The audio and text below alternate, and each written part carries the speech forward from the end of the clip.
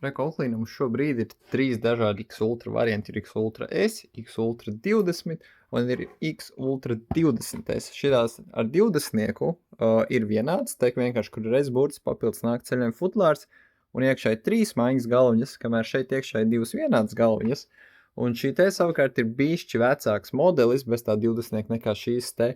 Kur ir starpība šai, kur ir X Ultra 20, viņai ir iekšā labāks soniskais motors, kurš spēj veikt šiem zobirstas sariņiem vēl lielāku amplitūdu līdz pat 40 grādiem, un viņam ir labāks sensors, kurš pasaka, kur ir neiztīrītās zobu zonas. Šī žoklis sadala 8 zonās, tad šī to sadala jau 12 zonās, tā kā viņi vēl precīzāk var pateikt, piemēram, augšžoklim, no priekšpuses pirmie 3 zobi nav kārtīgi notīrīti, kamēr šī vienkārši pateiks augšžoklim, pieņemsim, no priekš nav kārtīgi tur iztīrīti.